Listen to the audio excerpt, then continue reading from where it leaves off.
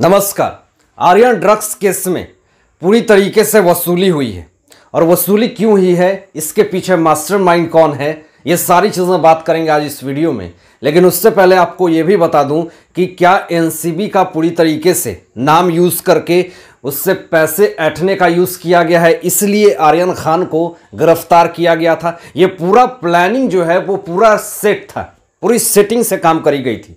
लेकिन इसके पीछे जिस तरीके से जो आरोप पे आरोप लगाया जा रहा था कि इसमें पूरी तरीके से मोहित कंबोज है जो मास्टरमाइंड है, लेकिन मैं आपको इस वीडियो में आज पूरी तरीके से क्लियर कर दूंगा, खुलासा कर दूंगा कि इसके पीछे सच में मास्टरमाइंड है कौन। क्योंकि मेरे पास एक ऐसी फोटो हाथ लगी है जिसमें यह पूरा जो केस है वो क्लियर हो जाएगा।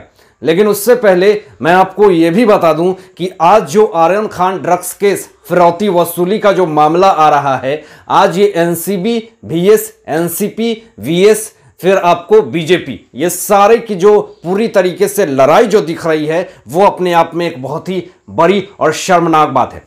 कुछ दिन पहले आपने देखा होगा कि नवाब मलिक ने किस तरीके से ये बात कही थी कि ये जो आर्यन खान को गिरफ्तार किया गया था ये सारा कुछ प्लान था, और यहां तक केपी गोसावी से इनके क्या रिश्ते हैं या फिर सुनील पाटिल से क्या रिश्ते हैं, इस बारे में जब खुलासा होती है मोहित कंबोज के तरफ से तो इस पर कोई सफाई नहीं देते हैं। उन्होंने साफ कहा कि इसके पीछे जो मोहित कंबोज हैं उनके साले जिस तरीके से गिरफ्तार होते हैं उस दिन उसको अरेस्ट नहीं किया जाता है, उसको जमानत दे दी जाती है। मतलब पूरा जो वसूली का जो क्रूज पार्टी पे जो पूरा मामला हुआ था, इसके पीछे का जो मास्टरमाइंड है वो पूरी तरीके से पूरा बिना सबूत के नवाब मलिक ने पूरी तरीके से मोहित कंबोज के ऊपर लगा दिया। लेकिन मोहित कंबोज ने जो खुलासा किया वो तो मैं आपको बताऊंगा, लेकिन उससे पहले एक बड़ा खुलासा मैं आपको कर देना चाहता हूं। सबसे पहले जब इस केस में सुनील पाटिल का नाम आता है तो पूरा केस जो है वो पूरी तरीके से पलट जाता है। जब सुनील पाटिल को मोहित कंबोज ने एक्सपोज किया कि ये पूरा वसूली का जो रचयिता है, पटकथा लिखने वाला जो है वो सुनील पाटिल है। जब सुनील पाटिल को ये बात पता चलती है कि मेरे बारे में इस तरह की बातें और वसूली को लेकर के इस तरह के सारे बयान जो है वो अलग अलग तरीके से दिए जा रहे हैं और मुझे बदनामी सहनी पड़ रही है, तो यहां पर सुनील पाटिल इसके पहले कभी नहीं आते हैं। लेकिन जब इनके बारे में इस तरह की अफवाहें और इस तरह की बातें जब फैलने लगती है तो सुनील पाटिल पूरी तरीके से मीडिया के सामने आते हैं और कहते हैं कि मैं मास्टरमाइंड नहीं हूं। मास्टरमाइंड कौन है उन्होंने बताया, मास्टरमाइंड है मनीष भानुशाली। अब ये मनीष भानुशाली का क्या रिश्ता है सुनील पाटिल से ये मैं आपको बताने वाला हूं। लेकिन मनीष भानुशाली के ऊपर आरोप यह भी लगाया गया था, एनसीपी नेता नवाब मलिक जी ने बिना सोचे समझे इन्होंने ये कह दिया था कि ये बीजेपी का आदमी है। उन्होंने तो आरोप यह भी लगा दिया था कि केपी गोसावी है वो भी बीजेपी का आदमी है, लेकिन बाद में चला कि ये एक प्राइवेट डिटेक्टिव, एक फर्जी आदमी है। लेकिन जिस तरीके से सुनील पाटिल ने यह बात कही कि मनीष भानुशाली है वही इस केस का सबसे बड़ा मास्टरमाइंड है, इन सब चीजों को देख करके तो आपको ऐसा लग रहा होगा कि यहां पे जो मंशा थी, जो 10 लोगों का लिस्ट बनाया गया था, 10 लोगों का हाई प्रोफाइल लोगों का लीड टारगेट किया गया था, यानी ये सब कुछ फिक्स था कब अरेस्ट करना है और इन सबको अरेस्ट कर से इनसे फिरौती लेनी है। यह बात तो पूरी तरीके से प्रूफ हो गई है और इसके लिए पूरा इन्वेस्टिगेशन चल रहा है।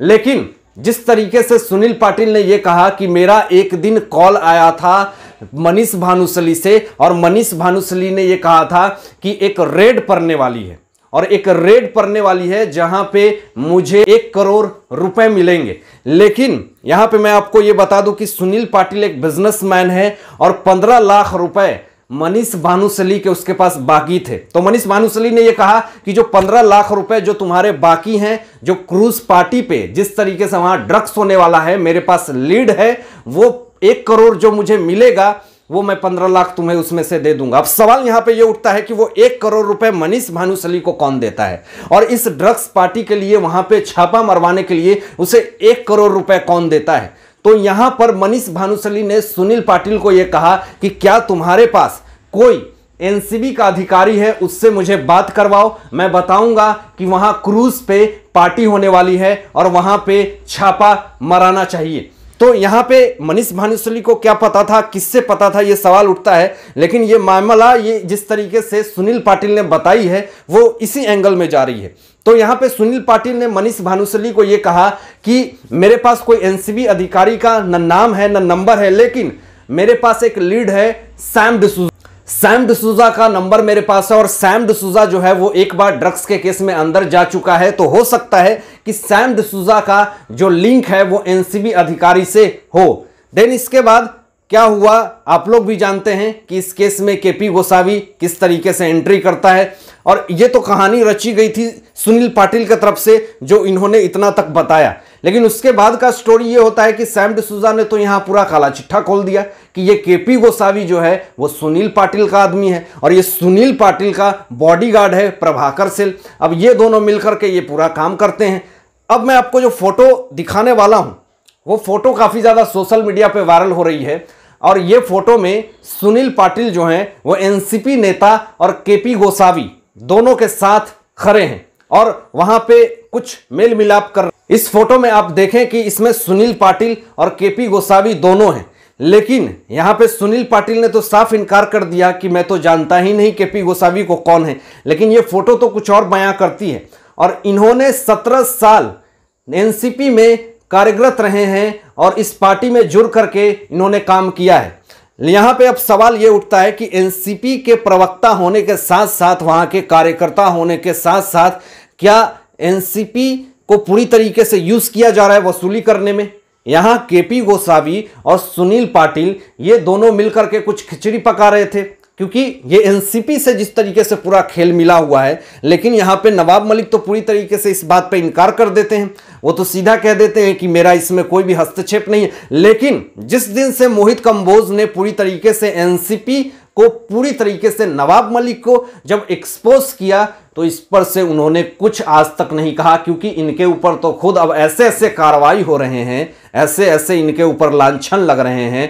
पूरी तरीके से दाऊद इब्राहिम के परिवार से जमीन खरीदने का आरोप लग रहा है। दाऊद इब्राहिम के परिवार से जमीन खरीदने का आरोप लग रहा है। अंडरवर्ल्ड से पूरा कनेक्शन सामने आ चुका है। इनका बेटा अंडरवर्ल्ड से जुड़ करके जमीन खरीद रहा है, फर्जी जमीन को पूरी तरीके से अपनाई जा रही है। तो जैसे जैसे ये पूरा आरोप जो है वो अपने आप में खुद नवाब मलिक एक्सपोज होते हुए दिख रहे हैं। लेकिन जिस तरीके से ये रोज नया नया आरोप लेकर के आ जाते हैं और रोज नई नई बातें कहां से लेकर के आते हैं, जिससे कि पूरा मीडिया जो है वो आज कहीं ना कहीं नवाब मलिक के बयान से कहीं ना कहीं दंग हो चुका है। अब जब से आर्यन खान ड्रग्स केस मामला पूरा वसूली मामला आया है, सियासी गर्म हो चुकी है। लेकिन शर्म करने की बात यहां पे ये है कि अगर इस तरह से ये लोग पूरे प्लान करके बड़े बड़े लोगों के बच्चे को किडनैप करवाने लगेंगे और वसूली करने लगेंगे तो फिर इस देश के लोगों का क्या होगा। क्या यहाँ इस भारत देश में लोग सेफ फील करेंगे? वही स्थिति हो जाएगी